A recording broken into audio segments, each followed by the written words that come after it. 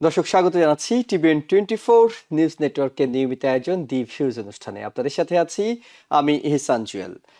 মূলত আমরা আজকে যে বিষয়গুলো নিয়ে আলোচনা করব সেগুলো ইমিগ্রেশন ল এবং ওয়ার্ক পারমিটের সঙ্গে অনেক বেশি জড়িত, এবং এটি এই কারণে গুরুত্বপূর্ণ হয়ে উঠেছে প্রেসিডেন্ট ডোনাল্ড ট্রাম্প তিনি দায়িত্ব নেওয়ার পর থেকে যে কয়টি বিষয়কে সবচেয়ে বেশি গুরুত্ব দিচ্ছেন তার মধ্যে একেবারে শুরুর দিককার বিষয় ইমিগ্রেশন, অর্থাৎ কিভাবে ইমিগ্রেশনের আইনগুলোকে অনেক বেশি কঠোর করা যায় এবং কতটা কড়াকড়ি করা যায়, ডিপোর্টেশনের মাত্রা কিভাবে বাড়ানো যায়, প্রত্যেকটি বিষয়ে অনেক বেশি গুরুত্ব দিয়ে প্রেসিডেন্ট ডোনাল্ড ট্রাম্প কাজ করছেন।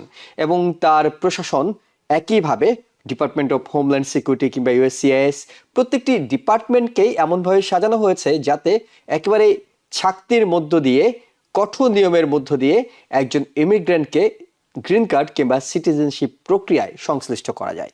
তবে এই বিষয়গুলো বিভিন্ন সময় আদালতে গিয়ে প্রশ্নের মুখোমুখি হচ্ছে, আদালতে গিয়ে আটকে যাচ্ছে, কিন্তু তারপরেও প্রশাসন কড়াকড়িভাবে নিয়মগুলো বাস্তবায়ন করার চেষ্টা করছে।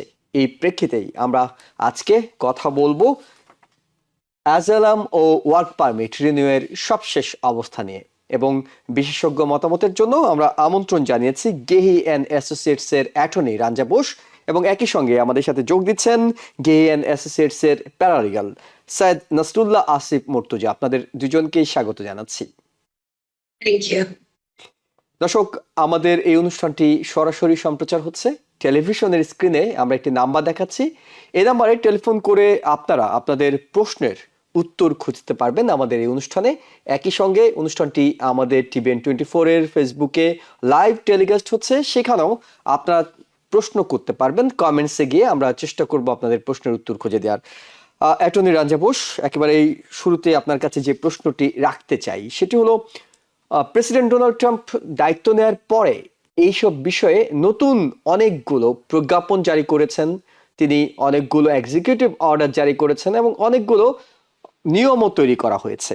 এই নিয়মগুলো সম্পর্কে, অর্থাৎ নতুন কি নিয়ম এসেছে যেটি জটিল করে তুলছে অভিবাসীদের গ্রিন কার্ড কিংবা অ্যাজাইলাম অ্যাপ্রুভ হওয়ার প্রক্রিয়া, সেটি একটু আপনার কাছে জানি।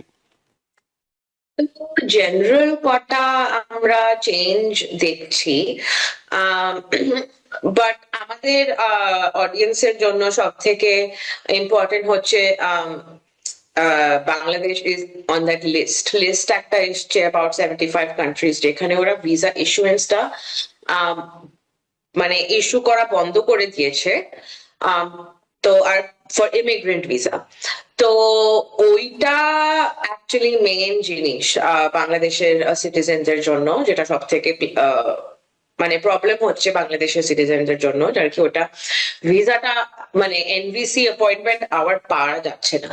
না এখন লিগালি তো ওরা বলেছে কি শুধু visa issuance, immigrant visa issue ওরা করছে না, কিন্তু আমরা প্র্যাকটিসে যা দেখছি ওরা কিন্তু ভেতর মানে যারা এখানে ইউএস এর মধ্যে আছে তাদেরও কিন্তু আমরা কিন্তু কখনো কখনো গ্রিন কার্ড অ্যাপ্লিকেশনে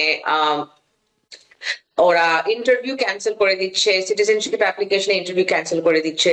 তো ওই জন্য একটু আনসার্টেনটি আছে when it comes to particularly Bangladeshi সিটিজেনদের জন্য। এনভিসি প্রসেসিং তো এখনের জন্য পুরো paused, বা আমি বলবো it's paused, not cancelled. There is a huge difference. ওরা পজ কেন করেছে, ফ্রম আমি যা জানি আমার রিডিং এর থেকে একটু কনসার্ন ছিল ফ্রডুলেন্ট ডকুমেন্টস এর ব্যাপারে। বাংলাদেশ থেকে কি অনেক ফ্রড ডকুমেন্ট হয়, আর ওই জন্যই ওরা এই মানে পজ করেছে কি জাস্ট টু মেক শিওর কি একটা বেটার প্রসেস আমরা যদি বার করতে পারি, টু মেক শিওর কি কোনটা অরিজিনাল ডকুমেন্ট কোনটা অরিজিনাল ডকুমেন্ট না। তো ওইটাই বাংলাদেশ সিটিজেনদের জন্য সব থেকে মানে পার্টিকুলারলি স্পেসিফিক ওরা মানে চেঞ্জ এখন। সেক্ষেত্রে কি হচ্ছে, নতুন করে কি আবেদন করা যাচ্ছে না পজ হওয়ার কারণে? হ্যাঁ, তো না আবেদন আপনি অ্যাপ্লাই করতে পারবেন, ওকে, কিন্তু এই অ্যাপ্লিকেশনটা কিছু ওরা প্রসেস করবে না। আপনার ডেট হয়ে গেল, আপনার ধরো ডেট চলে এসছে প্রায়োরিটি, আপনি অ্যাপ্লাই করতে পারবেন, ওরা অ্যাকসেপ্ট করবে, but they have pause the processing. Okay, তাহলে মানে কি মিন হচ্ছে, আগে অ্যাপ্লাই করলে যেটা হতো আপনি একটি ফিঙ্গারপ্রিন্টের জন্য ডেট পেতেন, আপনি আপনার ওয়ার্ক পারমিট এর জন্য একটা নির্দিষ্ট সময়ের মধ্যে সেটি পাওয়া যেত, এখন কি এই প্রক্রিয়াগুলো, যেহেতু আমরা বলছি পজ, এই প্রক্রিয়াগুলো পুরোপুরি বন্ধ? না, ওয়ার্ক পারমিট তো ইউ অনলি নিড আপনি যদি ইউএসএ তে আছেন, হ্যাঁ। কিন্তু অনেক যারা বাংলাদেশে ওয়েট করছে গ্রিন কার্ডের হুম জন্য হুম ওদের অফিসিয়ালি পুরো পজ, হুম। মানে কিছুই হচ্ছে না ওদের অ্যাপ্লিকেশনের সাথে। ওরা ইন্টারভিউতে যাচ্ছে এমবাসিতে জন্য, সব ঠিক আছে, কিন্তু অ্যাপ্রুভাল নট পসিবল। কেননা ওপর থেকেই ডোনাল্ড ট্রাম্প অ্যাডমিনিস্ট্রেশন থেকেই এসছে কি বাংলাদেশ থেকে কোনো ভিসা ভিসা ইস্যুয়েন্স হবেই না, পার্মানেন্ট ভিসা মানে গ্রিন কার্ড, হুম। এটা অফিসিয়ালি। ওকে। বাট আমরা প্র্যাকটিসে দেখছি কি মানে সব কটার গ্রিন কার্ড অ্যাপ্লিকেশনে কিন্তু আমরা প্র্যাকটিসে ডিফারেন্স দেখছি, হুম হয়তো হুম অফিসিয়ালি কিছু বলেনি, হুম হুম। বাট কারণ আমি এটা রোজ করি, এটা আমি যাই, আমি জানি, আমি আমি সিটিজেনশিপের অ্যাপ্লিকেশন আমি দেখছি ইন্টারভিউ ক্যান্সেল হয়ে গেছে। ওকে। ইভেন তো কোনো লিগাল ডাইরেক্টিভ আসেনি, কিন্তু আমি অনেক দেখছি ইন্টারভিউ ক্যান্সেল হয়ে গেছে। তো আমি দেখছি প্র্যাকটিসে কিন্তু ওরা অনেক জিনিস বন্ধ করে দিয়েছে। But at the same time আমি বলবো কি প্লিজ অ্যাপ্লাই করুন, কেননা just because they have paused it that's mean বন্ধ হয়ে গেছে। ওকে। সেই ক্ষেত্রে যারা অ্যাজালাম অ্যাপ্লিকেশন করছেন, কিছু কিছু ক্ষেত্রে আপনি অনেকগুলো ক্ষেত্রের কথা বলছেন, কিছু কিছু ক্ষেত্রে এমনটা হচ্ছে যে কেসগুলো সরাসরি ইউএসসিআইএস কোন রকম হিয়ারিং কিংবা ইন্টারভিউ না করেই তারা ইমিগ্রেশন কোর্টে পাঠিয়ে দিচ্ছেন। এই ধরনের পরিস্থিতিতে কি করণীয়, কিংবা এই ধরনের পরিস্থিতি আপনারা খেয়াল করছেন কিনা?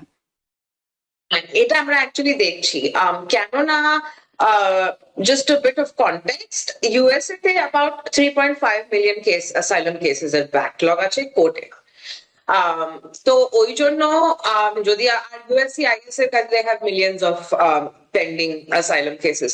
তো আজকাল ওরা কি করছে, আম, ওরা ইন্টারভিউয়ের জন্য ডাকছে, বাট সামটাইমস ওরা অটোমেটিক্যালি ডিনাই করে দিচ্ছে আর বলে দিচ্ছে আপনি কোর্টে কোর্টে যান, বা এভিডেন্স আপনার ঠিক হয়নি আপনি কোর্টে যান।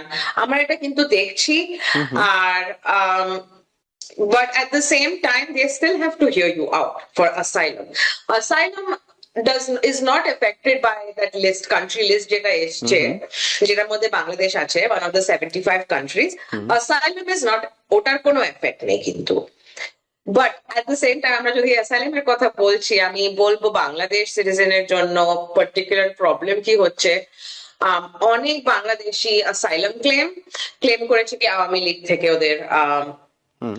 খতরা হয়েছে, কিন্তু এখন কেননা পলিটিক্যাল সিচুয়েশনটা বাংলাদেশে চেঞ্জ হয়ে গেছে, আমরা ওই ইস্যুগুলো দেখছি কি ওরা জিজ্ঞেস করছে কি তুমি তো আওয়ামী লীগ থেকে এতদিন ধরে বলছো কি আওয়ামী লীগ হামলা করেছে, এখন আওয়ামী লীগ চলে গেছে, তো এখন কি আপনার অ্যাসাইলামের দরকার।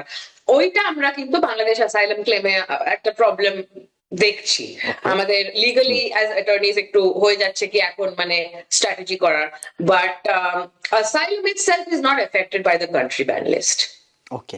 একজন দর্শক আছেন টেলিফোনে, তার টেলিফোনটি নিয়ে আমরা এরপরে এই বিষয় যেটি আপনি বলছিলেন যে হয়তো আগের সরকারের বিষয়ে নিরাপত্তা ঝুঁকি সিকিউরিটি কনসার্ন থেকে করেছিলেন, এখন পরিস্থিতি চেঞ্জ হয়েছে, সেটির ইফেক্ট কি হচ্ছে সেটি আপনার কাছে জানবো।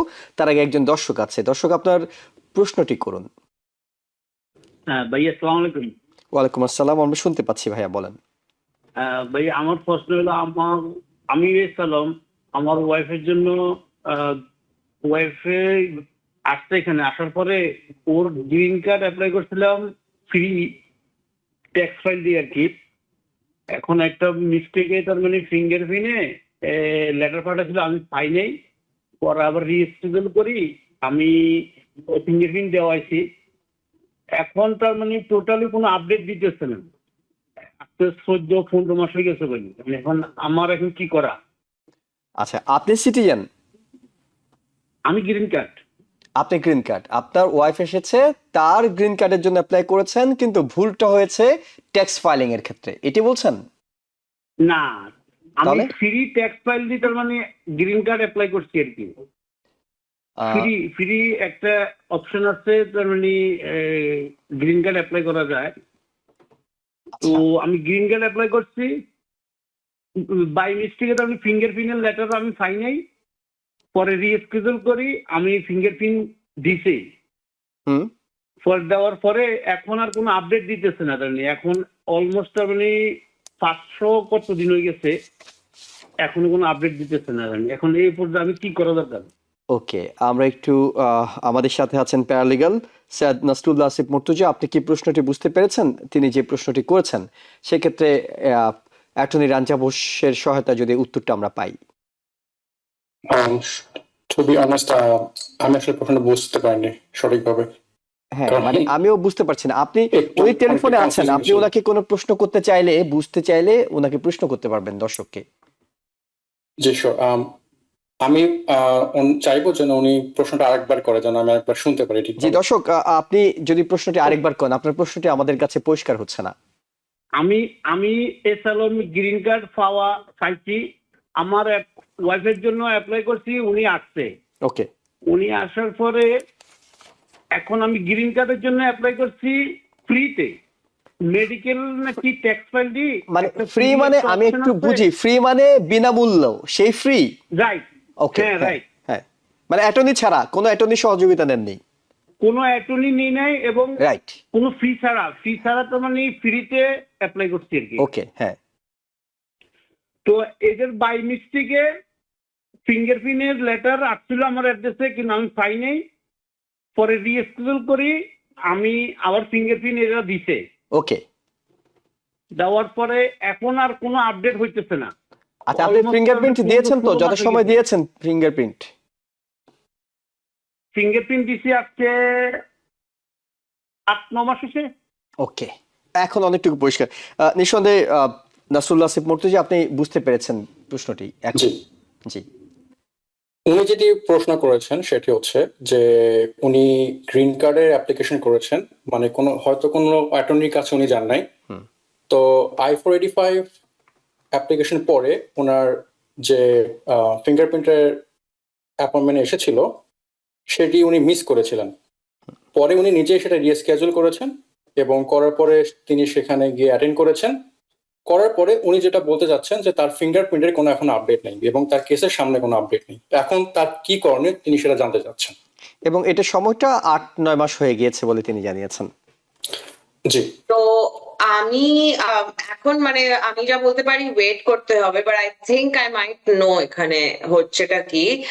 আপনি যদি অ্যাসাইলাম গ্র্যান্ট হয়েছে আপনার USCIS থেকে বিটুইন 2020 and 2025, মানে বাইডেন যেই সময় প্রেসিডেন্ট ছিল সেই সময় যদি আপনার USCIS থেকে অ্যাসাইলাম গ্র্যান্ট হয়েছে আর সেখান থেকে আপনার গ্রিন কার্ডও পেয়েছেন, ইউএসসি এখন এই অ্যাডমিনিস্ট্রেশন ওই কটা গ্রান্ট গুলোকে ওরা রিভিউ করছে। মেবি ওইটা পসিবল হতে পারে, is the reason for the delay. But But owner wife তো এখন চলে এসেছেন, মানে ওয়েট করতে হবে। ওনার গ্রিন কার্ড কিন্তু অ্যাপ্রুভাল হওয়ার পর ওনার ওয়াইফ অলরেডি ইউএসএ তে চলে এসেছেন। কিন্তু আপনি কি সেটাও মনে করছেন যে বাইডেনের সময় হলে এরকম হচ্ছে? হ্যাঁ, তো যদি কারণ বললো 2023 তে ওনারা গ্রিন কার্ড পেয়েছেন, তার মানে he would have been approved for for asylum maybe 2021 2022। তো টাইম লাইনটা দেখে আমার লাগছে কি হয়তো বাইডেনের সময় ওরা USCIS থেকে গ্রান্ট হয়েছিল অ্যাসাইলামটা। তো কেননা বাইডেনের সময় ওরা USCIS থেকে গ্রান্ট পেয়েছে, maybe his application is among the ones that are being re-reviewed by the administration. কেননা এই অ্যাডমিনিস্ট্রেশন কটা USCIS অ্যাসাইলাম গ্র্যান্ট কিন্তু রিভিউ করছে, যারা বাইডেনের নিচে যে অ্যাসাইলাম গ্র্যান্ট হয়েছিল USCIS থেকে। কেননা ট্রাম্প অ্যাডমিনিস্ট্রেশন বলছে কি বাইডেনের যে USCIS ছিল টু লিনিয়েন্ট উইথ অ্যাসাইলাম, তো ওরা এখন বলেছে কি আমরা রিভিউ করব। আচ্ছা, এই রিভিউর জায়গাটাতে যে প্রশ্নটি আসে সেটি হলো, এটি কি পরিষ্কার যে এটি শুধুমাত্র বাইডেনের সময় যাদের অ্যাপ্রুভ হয়েছে তারা, ট্রাম্প আসার পর 2020 সালের 4 নভেম্বর নির্বাচিত কিংবা 21 সালে যদি 2024 সালে আর 25 সালে যদি আমরা ধরে নিই যে 10 জানুয়ারি তিনি দায়িত্ব নেওয়ার পর তখন থেকে যেগুলো অ্যাপ্রুভ হয়েছে সেগুলো রিভিউ হবে না? No, the only ones that were approved during Biden যখন president ছিল। ওকে, এটি তো পরিষ্কার যেই হওয়া 2025 জানুয়ারি থেকে দে ডোন্ট কোনো প্রবলেম নেই, বাট 2024 অবধি আপনার যদি 2020 টু 2024 তার যদি USCIS করেছিল গ্রান্ট, আপনার হতে পারে রিনিউ। সো এটি পরিষ্কার হওয়া খুবই গুরুত্বপূর্ণ ছিল যে অনেকে আতঙ্ক আছেন যে সম্ভবত লাস্ট বছরগুলোতে যেসব গ্রিন কার্ডগুলো অ্যাপ্রুভ হয়েছে তাদের সবারই রিভিউ হবে, তা নয়, শুধুমাত্র বাইডেনের সময় যেগুলো হয়েছে, right? Exactly, but it is very important to note if asylum বাইডেনের নিচে গ্রান্ট হয়েছে বাট গ্রিন কার্ডটা ট্রাম্পের নিচে পেয়েছে, তবু ওরা হয়তো রিভিউ করতে পারে, কেননা grant was done during Biden time. Right, গুরুত্বপূর্ণ তো অ্যাপ্রুভাল Approved হওয়াটা। হয়েছে বাইডেন টাইমে। তো অ্যাডমিনিস্ট্রেশনের পজিশন বেসিক্যালি হচ্ছে বাইডেনের যে USCIS ছিল ওরা টু লিনিয়েন্ট ছিল, ওই জন্য ওরা যা গ্রান্ট করেছে আমরা আবার দেখতে চাই ঠিক করেছে না কিনা। এখন হোয়াট ইজ দ্য এত লিগাল, কত ওরা করতে পারে, দিস আর all constitutional questions, but that is how it is going right now. Okay, অনেক ধন্যবাদ আপনাকে প্রশ্নটির উত্তর দেওয়ার জন্য। আমরা পরের যে বিষয়টাতে যেতে চাই, অ্যাটর্নি রাঞ্জা ঘোষ, আরেকজন দর্শক আছেন, তার টেলিফোনটি নিয়েই আমরা যাচ্ছি আপনার কাছে পরের প্রশ্নে। দর্শক, আপনার প্রশ্নটি করুন। আসসালামু আলাইকুম, আমি শাহাদ আহমেদ। জি। আমার একটু প্রশ্ন ছিল, আমার মেয়ের ফাইলটা ইউএসসি এর মধ্যে আছে, তো ওর জন্য অ্যাপ্লাই করছি 1 বছর হয়ে গেছে। আমি প্রশ্নটা হলো আমি কি ওর জন্য এক্সপার্ডাইট করব নাকি ওর অ্যাপ্রুভাল হওয়া পর্যন্ত অপেক্ষা করব? কারণ ওর মার ফাইলটা এমবেসিতে আছে আর ওর ফাইলটা ইউএসসি তে আছে, ওটা এখনো অ্যাপ্রুভাল হয় নাই। আপনার স্ট্যাটাসটা সম্পর্কে একটু বলবেন? আমি সিটিজেন। আচ্ছা, আর কতদিন আগে আপনি অ্যাপ্লাই করেছেন? আমার মেয়ের জন্য অ্যাপ্লাই করছি 1 বছর হয়ে গেছে, বাট ওর ফাইলটা এখনো অ্যাপ্রুভাল আসে না, ইউএসসি তে আছে, কিন্তু ওই দিক দিয়ে ওরা আমার ফাইলটা মানে এনডিসি তে আছে। কি আমি এক্সপার্ডাইট করবো আমার মেয়ের জন্য নাকি আমি অ্যাপ্রুভাল হওয়ার জন্য অপেক্ষা করবো? মানে এটা জাস্ট অ্যাটর্নি সাহেব থেকে একটু জানতে চাচ্ছি। জি, অনেক ধন্যবাদ আপনাকে। আপনি লাইনে থাকুন। আমাদের অ্যাটর্নি কিংবা প্যারালিগ্যাল আপনার কাছে কোনো প্রশ্ন থাকলে করতে পারেন। প্যারালিগ্যাল সৈয়দ নাসরুল্লাহ আসিফ মুর্তজা, আপনি কি প্রশ্নটি পরিষ্কার হয়েছে? উনি যে প্রশ্নটি করেছেন সেটি হচ্ছে যে উনি সম্ভবত I-130 পিটিশন ফাইল করেছেন ওনার মেয়ের জন্য এবং ওনার স্ত্রীর জন্য। তো ওনার মেয়ের যে ফাইলটি সেটি এখন USCIS বা যেটাকে আমরা সহজ ভাষাতে ইমিগ্রেশন অফিস বলি, সেখানে এখন সেটি আছে এবং 1 বছর প্রায় হয়ে গেছে, যেটি এখন ওইখানে পেন্ডিং অবস্থাতে আছে, তারা হয়তো কোনো ধরনের প্রগ্রেসিভ কিছু পায়নি। তো এখন উনি যে প্রশ্নটি করতে চাচ্ছে যে তারা কি কোনো ধরনের এক্সপার্ডাইট বা মোশন টু এক্সপার্ডাইট বা কোনো ধরনের এরকম এক্সপার্ডাইট করার জন্য কোনো পদক্ষেপ নিতে পারে কিনা, রাইট, যেন তারা দ্রুত কোনো প্রতিকার পায়। ঠিক আছে, এখন বুঝতে। আর সে হচ্ছে ইউএস সিটিজেন না green card holder? US citizen. Citizen ছিলেন। জি। ও, সে সিটিজেন। হ্যাঁ, জি। তো সে যদি সিটিজেন হয় তার মানে ওনারা এক্সপার্টাইট ডেফিনেটলি করতে পারবে। আর ওরা ইউএস, ডিপেন্ডিং অন ওনার বাচ্চার কত এজ বা বিয়ে হয়েছে নাকি না, ওনার একটা ক্যাটাগরি থাকবে। স্ত্রীর জন্য আই থিঙ্ক প্রিমিয়াম, মানে তাড়াতাড়ি প্রিমিয়াম প্রসেসিং একটা এক্সপার্টাইট করা মানে হয়, কেননা he is a US citizen. আর আপনার স্পাউস অফ ইউএস সিটিজেন কোনো লিমিট নেই গ্রিন কার্ডের, মানে পার ইয়ার যে একটা লিমিট থাকে। But child of US citizen depending on marriage, non marriage, age, একটা হয়তো লিমিট আছে। তো ওনার কি বাচ্চার জন্য কি করতে হবে, he should go to Google and নিজের প্রায়োরিটি ডেটটা কি, child of US citizen, married, unmarried একটা ক্যাটাগরি থাকবে। তারপর ওনারা দেখা উচিত প্রায়োরিটি ডেটটা কি। প্রায়োরিটি ডেটটা যদি মানে কাছে চলে আসছে, that might make sense to expedite the I-130. But অনেক যদি টাইম আছে, then wait করুন একটু, তাড়াতাড়ি একটু কাছে এসে যাক, then you can maybe do some expedited processing. কাছে প্রায়োরিটি ডেটটা তাড়াতাড়ি হওয়া উচিত, because child of US citizen, তো ওদের একটু প্রেফারেন্সটা একটু আগে থাকে। অনেক ধন্যবাদ আপনাকে। আশা করি দর্শক আপনার প্রশ্নের উত্তরটি পেয়েছেন। আর একজন দর্শক আছেন টেলিফোনে, আপনার টেলিফোনটি নিতে চাই, প্রশ্নটি করুন দর্শক। জি, আসসালামু আলাইকুম। ওয়ালাইকুম আসসালাম। জি, আমার নাম মামুল আমিন, জার্সি থেকে বলছি। জি। আমার দুটি প্রশ্ন ইমিগ্রেশন বিষয়। হ্যাঁ। প্রথম প্রশ্নটি হচ্ছে, আমার অ্যাসাইলাম কেস ফাইনাল হায়ারিং এই আগস্ট 25th। সো আমার প্রশ্নটা হচ্ছে এখানে যে অ্যাটর্নি আসছিল আপনি ওর কাছ থেকে মানে জোগাড় করে ফাইলটা নিয়ে আসছি। সো আমি অন্য অ্যাটর্নি ধরবো দিস উইক। এখন আমি এটা কি ফাইনাল ডেটটা চেঞ্জ করতে পারবো? এই রিজনে চেঞ্জ করতে পারবো বলছি যে আমি আমার ওয়াইফ সিটিজেন, আমি বিয়ে করেছি এবং I-130 অ্যাপ্লিকেশন করেছি, পেন্ডিং আছে। সো আমার যখন আমার ওয়াইফ I-130 আমি অ্যাপ্লাই করছি তখন আমার ওয়াইফ ছিল গ্রিন কার্ড হোল্ডার। তো রিসেন্টলি টাইম সিটিজেন আনছেন। সো আমি ওইটা আপলোডও করেছি তাদের ওয়েবসাইটে এবং আমি ইনফর্ম করছি যে আমি ক্যাটাগরিটা চেঞ্জ করতে চাচ্ছি। তো তারা বলছে একটা ইনকোয়ারি নাম্বার যেটা বলছে 30 ডেজ করে এটা অটোমেটিকলি আপডেট হয়ে যাবে। সো এই ক্ষেত্রে কি আমার কি ফাইনাল হেয়ারিং ডেটটা চেঞ্জ করা সম্ভব না কি একটু জানতে পারি? জি, আসিফ মুর্তজা, আপনি কি প্রশ্নটি বুঝতে পেরেছেন? কোথাও কনফিউশন আছে? জি, আমি অনেকটা প্রশ্ন করতে চাচ্ছিলাম যে উনি কিভাবে আমেরিকাতে এসেছিল। জি, বর্ডার ক্রস করে। অর্ডার ক্রস করে এসেছেন। আর কোনো প্রশ্ন আছে ওনার কাছে?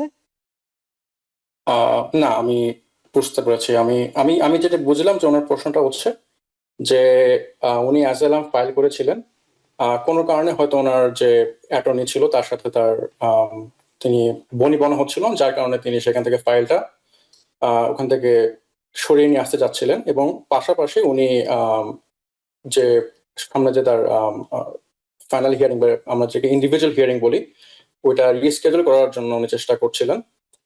পাশাপাশি উনি বলেছেন যে ওনার জন্য I-130 পিটিশন করেছেন হচ্ছে ওনার ওয়াইফ। তো উনি তখন গ্রিন কার্ড হোল্ডার ছিলেন, বাট এখন উনি সিটিজেন। তো ওনার প্রশ্নটা হচ্ছে এরকম, হয়তো আমার কাছে যেটা মনে হচ্ছে যে এখন উনি ইন্ডিভিজুয়াল যে হিয়ারিং আছে এটা কি কোনোভাবে ডিলে করতে পারে কিনা বা কোনোভাবে রিস্কেডিউল করবেন কিনা বা এটাকে কি কোনোভাবে ডিসমিস করতে পারবেন কিনা, কিংবা অন্য কোনো অপশন আছে কিনা, বেটার কোনো অপশন হাতে আছে কিনা? বা বেটার কোনো অপশন আছে কিনা।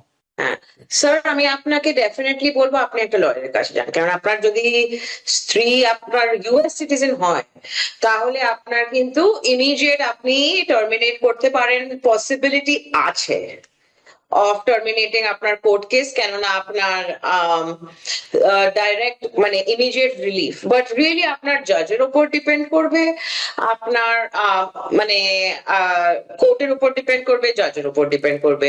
আমি সাজেস্ট করবো আপনি একটা লয়ারের কাছে যান, কেননা লয়ার ভালো করে আপনাকে কি কি মোশন করতে হবে, কিরকম করে টার্মিনেট করতে হবে, কি কি এভিডেন্স দিয়ে টার্মিনেট করতে হবে সেটা আপনাকে লয়ার ভালো করে বলতে পারবে। কিন্তু ডেফিনেটলি আপনার একটা ওয়ে আছে,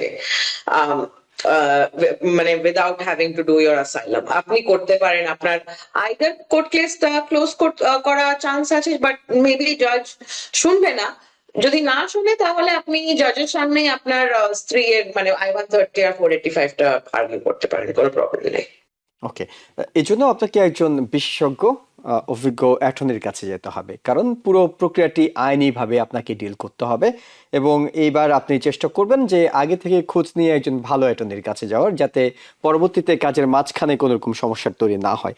আমরা আরেকজন দর্শক আছেন, তবে অনেক দর্শক আমাদের সোশ্যাল মিডিয়ায় প্রশ্ন করছেন। দু একজন বলছেন সাউন্ড কোয়ালিটিতে একটু সমস্যা হচ্ছে তাদের জন্য।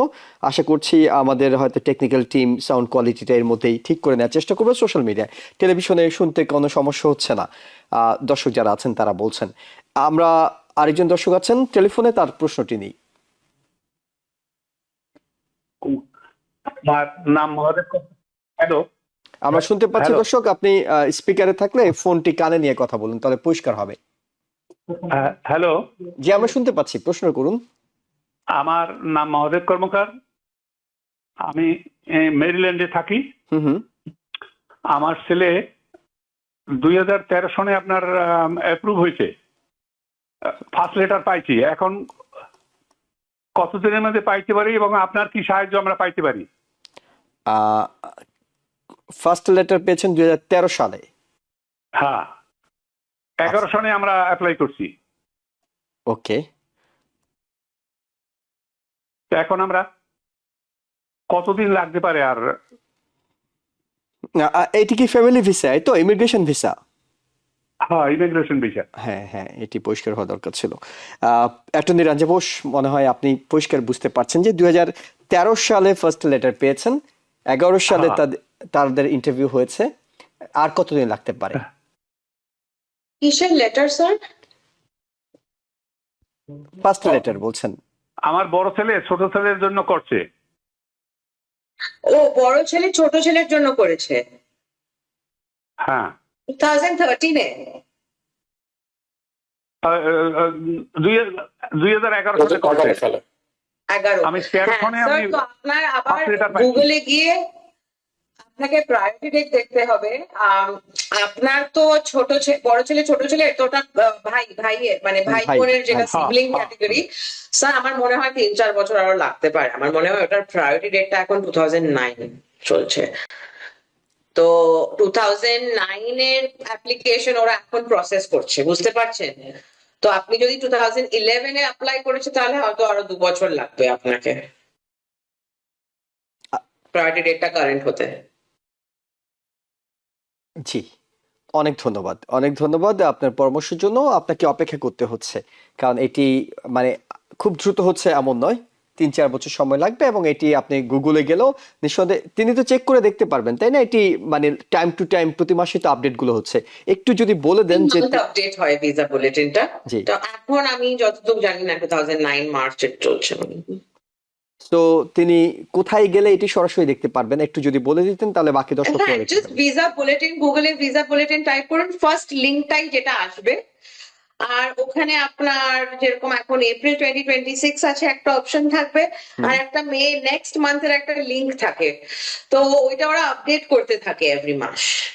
তো আপনি সরাসরি দেখতে পাবেন, এবং অন্য দর্শক যারা আছেন যাদের বিভিন্ন সালে হয়েছে, তারাও ভিসা বুলেটিনের সেই জায়গায় গেলে সরাসরি আপনারাই দেখতে পারবেন যে আপনারা যেই সালে আবেদনটা করা হয়েছে সেই সালের ফাইলগুলোর এখন কি অবস্থা এবং কবে নাগাদ সেটি হয়তো হতে কি পারে। ক্যাটাগরি আপনার দেখুন, জি, ডিপেন্ডিং আপনার ক্যাটাগরি F1, F1A, F2 এরকম করে আপনি আপনার ডেটটা দেখুন। অনেক ধন্যবাদ। দর্শক, সম্ভবত ওনার ক্যাটাগরিটা হবে F4 F4 F4 ক্যাটাগরিতে আপনি দেখবেন, যেহেতু ভাই ভাইয়ের জন্য আবেদন করেছে সেই কারণে F4 ক্যাটাগরিতে। সো আপনারা ক্যাটাগরি গুলো বুঝে নিতে হবে যে কোন ক্যাটাগরিটা কোন সালে চলছে। দর্শক আছেন টেলিফোনে, আপনাদের টেলিফোন নিতে চাই আমরা। কে আছেন, আপনি একটু প্রশ্নটি করুন। হ্যালো। হ্যালো, আমরা শুনতে পাচ্ছি, আপনি প্রশ্নটি করুন। জি, আসসালামু আলাইকুম। ওয়ালাইকুম আসসালাম। আমার প্রশ্নটা হচ্ছে, আমি বর্তমানে এখানে চাইলি, কিন্তু আমার ওয়াইফ খুব দ্রুতই সিটিজেন হতে যাচ্ছে। দর্শক দর্শক সেই ক্ষেত্রে একটু কি কানে টেলিফোনটি নিয়ে কথা বলবেন? সম্ভবত আপনি স্পিকারে কথা বলছেন, এই জন্য আমরা পরিষ্কার শুনতে পাচ্ছি না।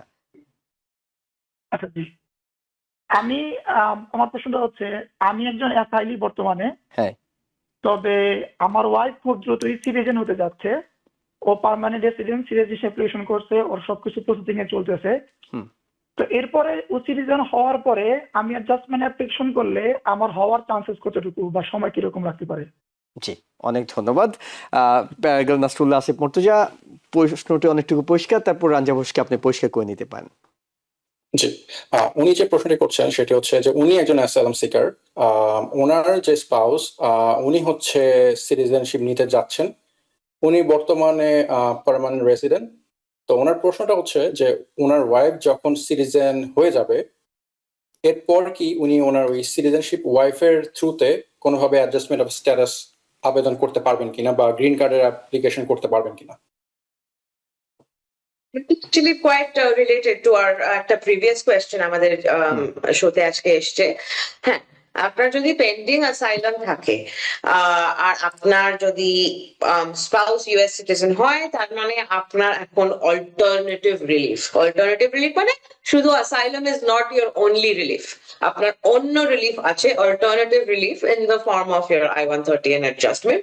তো বেসড আপন দ্যাট কি আপনার অল্টারনেটিভ রিলিফ আছে, আপনি কটা কিন্তু অ্যাপ্লিকেশন করতে পারেন কোর্টের কাছে, if you are in court, কি দেখুন আপনার আমার এরকম অল্টারনেটিভ রিলিফ আছে, আইদার আপনি আমায় এটা ডিসমিস করে ইউএসসিআইএস এর কাছে অ্যাপ্লাই করতে দিন, বা আপনি আমার অ্যাসাইলামটা না ডিসাইড করে আপনি আমার এই I-130 আর 485 টা করুন। সেক্ষেত্রে তো ওনার জন্য সুবিধা, ওনার ওয়াইফ যদি সিটিজেন হয়ে যায় সেই ক্যাটাগরিটাই তো ওনার জন্য বেশি সুবিধা নাকি? Better option. অফকোর্স আমি অ্যাজ আ লয়ার সবসময় বলবো কি আপনার যদি স্ত্রী অবভিয়াসলি ইউএস সিটিজেন হোক, আপনার that is your main relief should be. জি। ওকে, আরেকটা প্রশ্ন আমরা একটু সোশ্যাল মিডিয়া থেকে নিতে চাই। বলছেন যে আমার ফাইনাল হিয়ারিং হয়ে গেছে জুন মাসের 2 তারিখ 2025 সালে। গত বছর, 1 বছর আগে প্রায় ওনার ফাইনাল হিয়ারিং হয়ে গেছে, কিন্তু ওনাকে জাজ কোনো ডিসিশন দেননি, সিদ্ধান্ত দেননি। এখন ওনাকে আবার মাস্টার হিয়ারিং এর জন্য একটা তারিখ দিয়েছে নতুন করে। উনি কি করবেন?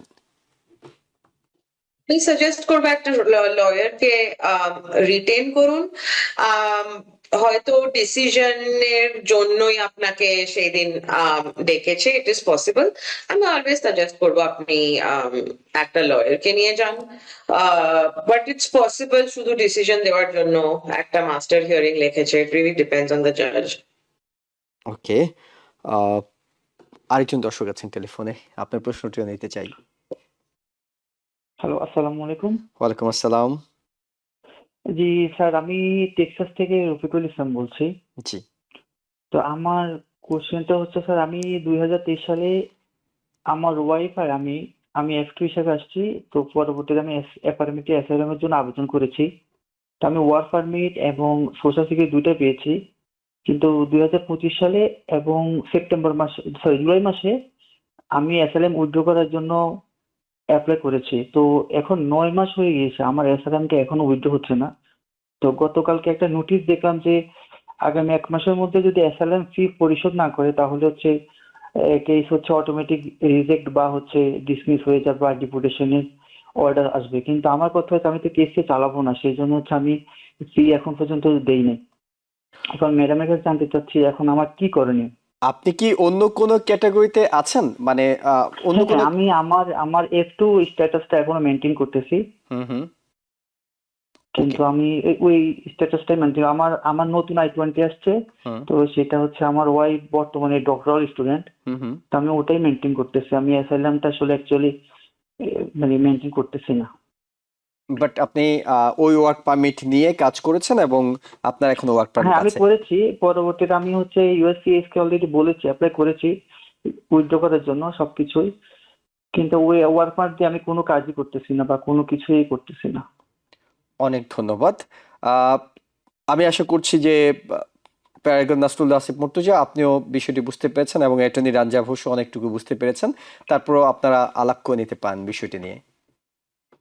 জি, উনি টেক্সাস থেকে প্রশ্ন করেছেন যে উনি আমি সালটা ঠিক নোট করতে পারি নাই, যে উনি F2 স্ট্যাটাস নিয়ে এসেছিলেন, এরপর উনি অ্যাফার্মেটিভ অ্যাসাইলাম ফাইল করেছেন। সো অ্যাফার্মেটিভ অ্যাসাইলাম মানে হচ্ছে যারা লিগ্যাল এন্ট্রি, যারা লিগ্যালি এন্টার করে ওদের যখন ওরা তখন মানে অ্যাসাইলামটা ফাইল করে ওটাকে অ্যাফার্মেটিভ অ্যাসাইলাম বলে।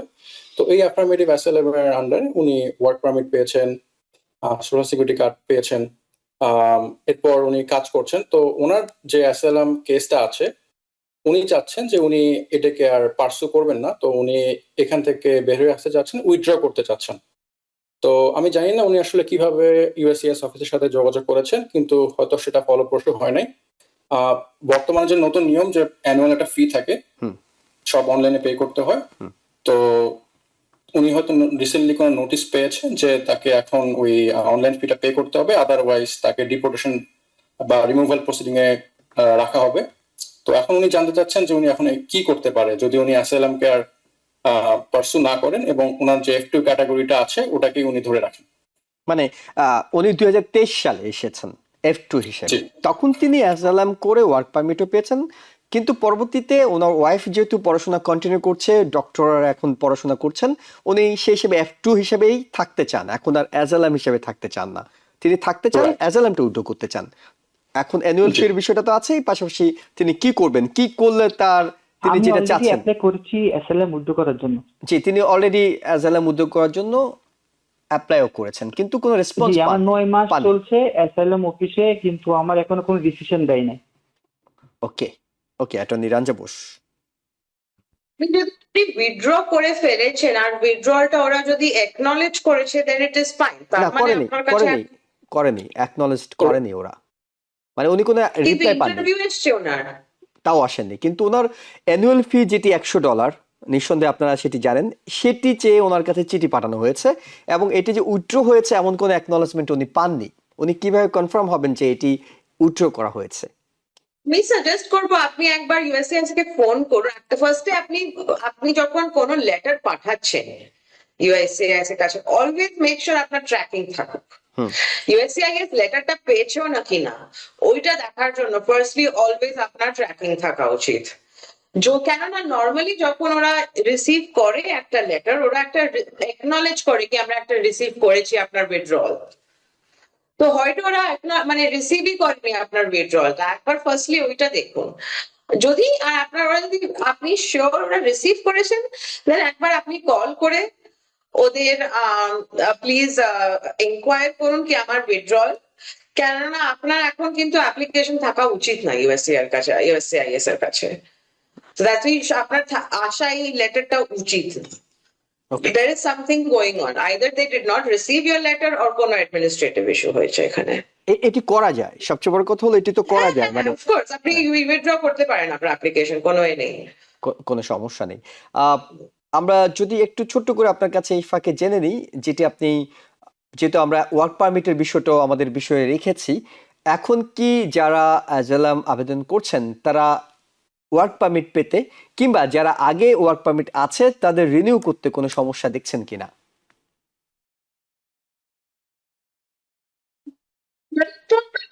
লটা সেম আছে, আগে যেরকম 6 মাসের ছিল ওটাও এখনো সেম আছে। বাট আমরা ইন প্র্যাকটিস আগে কি হতো, অ্যাসাইলাম অ্যাপ্লাই করেছে, লোকেরা অ্যাপ্লাই করে ফেলে, কেননা ইন্টারভিউ তো আবার 5 বছর পরে আসবে, আমার ওয়ার্ক পারমিট এসে যাবে, তখন অবধি আমি ওয়ার্ক পারমিটে কাজ করে তারপর দেখে নেবো। কিন্তু আজকাল এখন ওরা ইন্টারভিউ তাড়াতাড়ি দিয়ে দিচ্ছে কি ওয়ার্ক পারমিট আসার কোনো টাইমই হচ্ছে না। এটা আমরা অ্যাকচুয়ালি প্র্যাকটিসে দেখছি, but otherwise the law is the same. তাহলে এটি মোটামুটি কনফার্ম যে খুব দ্রুত তাদের ইন্টারভিউ ডেট গুলো দিয়ে দিচ্ছেন এখন। কেননা হয়তো ইউএসসিআইএস বুঝতে পেরেছে কি আমরা অনেক অ্যাসাইলাম ক্লেম পাচ্ছিলাম just for the work permit. অনেকরা অ্যাসাইলাম মানে অ্যাপ্লাই করে just for the work permit, তো ওই জন্য ওটা অ্যাভয়েড করার জন্য ওরা ভীষণ তাড়াতাড়ি দিয়ে দিয়েছে। তো 6 মাসের আগেই before you are eligible for the work permit decision চলে আসছে। ওকে, সো সেক্ষেত্রে তিনি যদি পরবর্তীতে আপিল করেন কিংবা অন্য কোনো প্রক্রিয়া যান, তখন কি তার ওয়ার্ক পারমিট পাওয়ার সুযোগ নেই? যদি ডিনাই হয়ে গেল, হ্যাঁ, তার মানে আপনি ইমিগ্রেশন কোর্টে গেছেন, you can apply for work permit while you are in immigration court, ওটা কোনো প্রবলেম নেই। ওকে, আরেকটা বিষয় ছোট্ট করে জানি, আপনি একদম শুরুতে যে বিষয়টি বলছিলেন যে অনেকেই আগের সরকারের সমস্যা দেখিয়ে, নিরাপত্তা সমস্যা দেখিয়ে অ্যাজাইলাম করেছে, এখন তারা যখন ইউএসসিআইএস এ যাচ্ছে কিংবা ইমিগ্রেশন কোর্টে যাচ্ছে তাদের ফাইলগুলো, তখন তারা কি ধরনের সমস্যা ফেস করছে কিংবা এই সমস্যা, এই প্রবলেম থেকে বাঁচার বিকল্প কি তাদের হাতে? তো গিয়ে তো ওটাই হচ্ছে, জাজ জিজ্ঞেস করছে কি দেখো আপনি এত বছর ধরে বলেছে কি আওয়ামী লীগ আপনাকে হামলা করেছে, এখন তো আওয়ামী লীগ চলে গেছে, তো এখন আপনার কি প্রবলেম হবে? তো এটাই সব থেকে বড় প্রবলেম হচ্ছে লোকেদের, কি এত বছর ধরে একটা সিচুয়েশন ছিল বাংলাদেশে, এখন হট করে 2024 এ চেঞ্জ হয়ে গেছে। তো যারা 2024 এর আগে এসে অ্যাসাইলাম করেছে তাদের এই ইস্যুটা ফেস হচ্ছে। তো অবভিয়াসলি এভরি কেস মানে ডিফারেন্ট হয়, আপনার অ্যাকচুয়াল স্টোরিটার ডিপেন্ডিং আপনার জন্য বেস্ট স্ট্র্যাটেজি কি হবে। যদি আপনার হয়তো আওয়ামী লীগ আপনাকে হামলা করেছে বাট আপনার জন্য এখনো আনসেফ, যা মানে আপনার বিএনপি তো চলে এসছে এখন, বাট আপনার হয়তো বিএনপির সাথেও প্রবলেম আগে ছিল, তাহলে আপনার হয়তো একটা পসিবিলিটি আছে কি এখন আপনার এখনো প্রবলেম হবে বাংলাদেশে। বা আপনার যদি কিছু nothing to do with politics, sometimes কোনো পলিটিক্স এর নট উইথ পলিটিক্স, কোনো ধর্ম ফর্ম নিয়ে কখনো কখনো যদি হয় তাহলে then that is a completely different thing. But politics যদি হয় তাহলে আমরা কিন্তু এই ইস্যুটা ফেস করছি, but really it depends on your case. It really depends, আপনার যদি দেখাতে পারেন কি দেখো আওয়ামী লীগের একটা part of Awami League leadership হয়তো চলে গেছে, বাট ওদের যেই ছোট ছোট হেঞ্চম্যান যারা ছিল, এক্সাক্ট বাংলা ওয়ার্ডটা আমি জানি না, কিন্তু ওদের যাদের কাজ করতো ওরা, আপনি যদি দেখাতে পারেন ওরা এখনো আছে, আর ওদের এখনো অনেক পাওয়ার আছে। আমি জাস্ট রিয়েল একটা কেসটা এক্সাম্পল দিচ্ছি। মানে নিঃসন্দেহে একজন অ্যাটর্নি হিসেবে আপনি বলবেন যে রিয়েল যে সিনারিওটা সেটি যদি আপনি তুলে ধরতে পারেন যে তারা এখনো আছে, তারা যায়নি, তখন হয়তো সেটি হবে। আমরা খুব বেশি সময় আর হাতে নেই, একজন দর্শক অনেকক্ষণ অপেক্ষা করছেন, শেষ প্রশ্নটি নিতে চাই।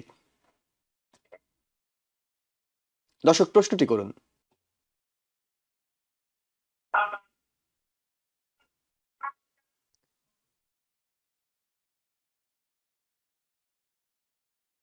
ওকে, আপনার কথা পরিষ্কার আমরা শুনতে পাচ্ছি না। যেহেতু শুনতে পাচ্ছি না, আসলে প্রশ্নটি নেওয়ার সুযোগ আজকের মতো হচ্ছে না। পরবর্তীতে আমাদের অ্যাটর্নি রাজা বোস প্রতি বুধবারেই আপনাদের এই সব সমস্যার সমাধান দেওয়ার জন্য এই সময়টাতে থাকেন। নিঃসন্দেহে পরের বুধবারে আপনারা প্রশ্ন করতে পারবেন। আপনাদের দুজনকে অসংখ্য ধন্যবাদ, অ্যাটর্নি রাজা বোস এবং প্যারালিগাল সৈয়দ নাসরুল্লাহ আসিফ মুর্তজা। আপনাদের দুজনকে অসংখ্য ধন্যবাদ, অনেকগুলো গুরুত্বপূর্ণ প্রশ্নের উত্তর দিয়েছেন এবং একই সঙ্গে দর্শক যারা দেখছিলেন, প্রশ্ন করেছেন, যারা প্রশ্ন করার প্রস্তুতি নিয়েছেন, সবাইকে ধন্যবাদ জানাচ্ছি। ভালো থাকবেন। TBN 24 টেলিভিশন দেখতে আজই কল করুন 7187776556। লগ ইন করুন www.totalcablebd.com। নিউ ইয়র্ক থেকে সম্প্রচারিত TBN 24 টেলিভিশন বিশ্বজুড়ে বাঙালির কণ্ঠস্বর।